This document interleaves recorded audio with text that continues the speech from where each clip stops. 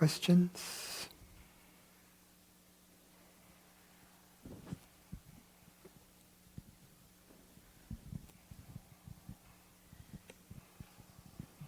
So about this morning, this earlier meditation, there's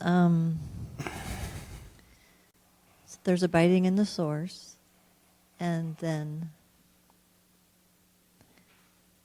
there's the thoughts and the perceptions and the sensations and the feelings that from there are seen to just arise from there and die there. And there's no, and then that's all. And there's no question of a separate self. Doesn't seem to be any question of a separate self there. So I just am wondering, what is it that comes in, and there's just the thought that there's a separate self that comes in and takes credit or takes blame for those things, and then makes up the whole story with just that. But from that, you said abide in the source, then there's just not that there. So it's like, what? I'm just wanting to understand, what is it that, because I thought it was me. It feels like me that goes in and takes credit for all those things, and then creates this separate feeling or sensation. It's an unsubstantiated belief, very old, which dies hard. I mean, hard to die. But it's nothing that's real. I think that's what's interesting, is it feels like, well, there's nothing real there that's actually going in, taking credit. And our human experience is real. We are not pretending we are having it. We are having it, right? And therefore, our true identity, our real identity, is the reality of our human experience. Since we know that our human experience is real, we are not making it up. There is an element of reality to it, and this element of reality must be our true self, our true identity. Is there a choice to go join that? We don't have to join our reality because we are it already. Well, I mean, is there a choice to not to go and join the thought that arises and then take, Yes, because the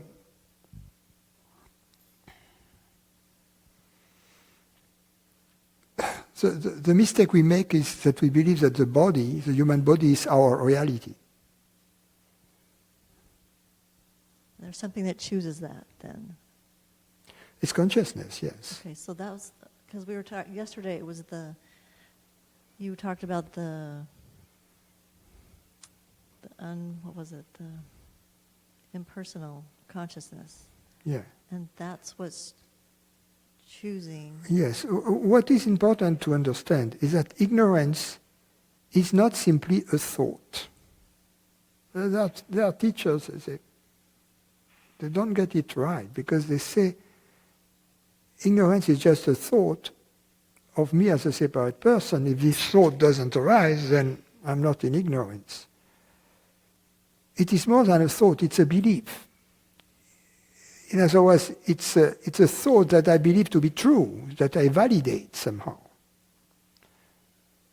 And who is it who validates it? It's consciousness, yes, it's I. Because there is no other identity than consciousness. Okay. You see? That's why abiding there gives you more experience. So then maybe there's choice occurs less. Yeah. The moment we understand that it is a choice, we can unchoose it at any moment. I think that's helpful to see that it's a choice. Yeah. That cannot, that from of consciousness, not of this separate thing that I think's over here that I'm a victim of. Yeah, exactly. And in addition, we can unchoose this choice at any moment. It's just that, and when we unchoose it, we are abiding as presence. In other words, we are in meditation.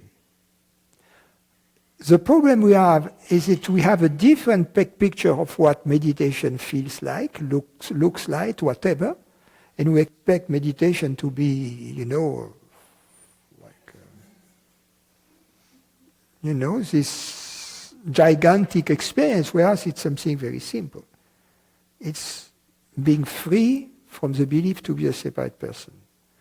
Then the byproducts of this freedom will then reveal itself in due time. See, but we have to start with freedom in order for the byproduct.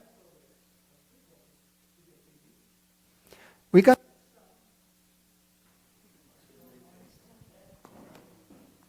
No, it's working. We cannot start from the byproduct of freedom while you are not free.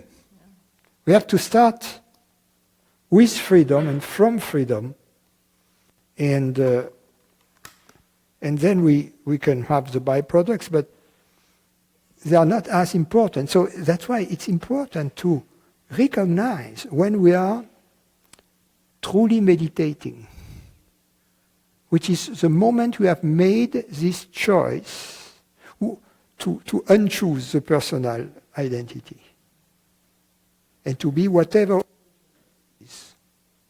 We don't have to declare that consciousness is universal, no. But we have to give consciousness the freedom to be whatever it is.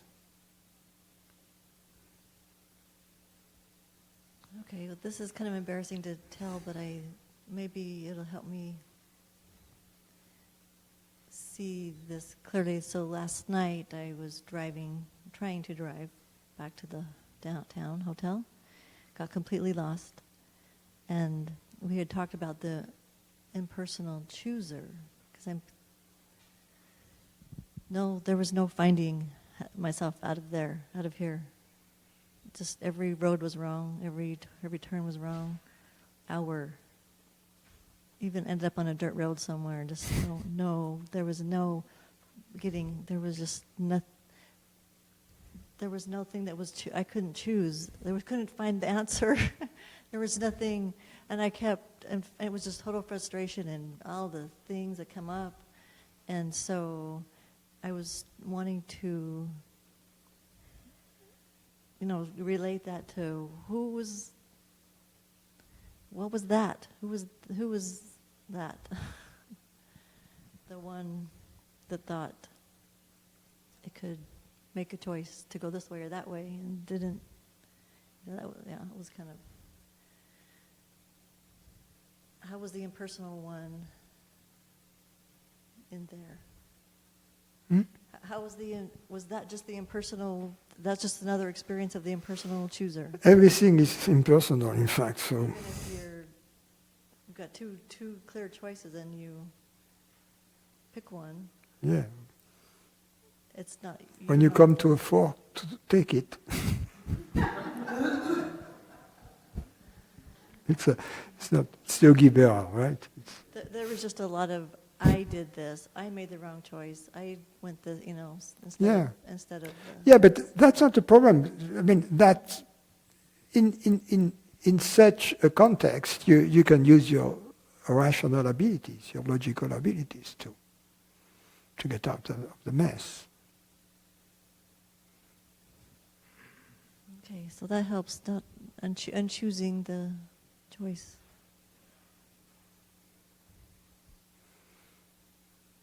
You need to have some kind of logical protocol. For instance, if you feel I am west of the freeway, When I have a choice, I drive east. If I come to a dead end, I go back, and I always choose to drive east. It was just a good metaphor for really what's going on, because there was the city right there, but there was no way to get there, and there's no figuring it out, and that's really why I'm here anyway, because I've got to the place where there's no understanding anything that's gonna. Yes. So it was just go back to the place where I trace myself back. yeah, that's a different alternate possibility, which is good too. Yeah, it's a good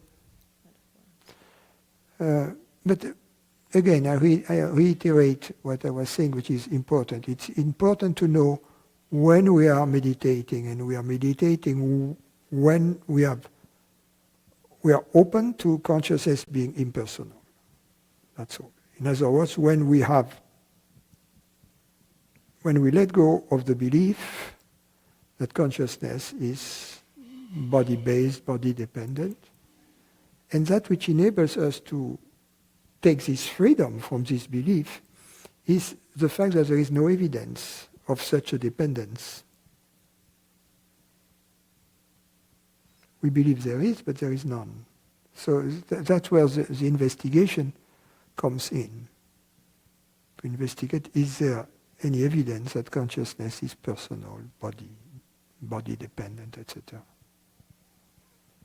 Or that my reality, if you don't want to talk in terms of consciousness, my reality, is there any evidence that my reality, whatever that is, because it's beyond the shadow of a doubt that there is an element of reality to my experience. You see, there is something real. I don't know what, but there is something real. So even if not talking about consciousness, then is there any evidence that my reality, whatever that is dependent upon the body?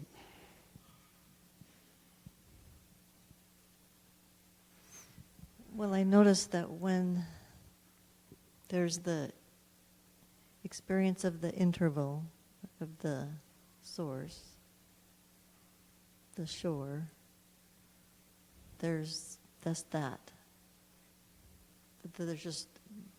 But it feels like there's a thought that it wants to grab it or name it or see it. It wants to. So frustrated. It just gets. We want to experience it with the mind. We have to know it's not possible. The only way to abide in the source is not to rest upon any object. So that's why we don't allow ourselves to rest upon any perception.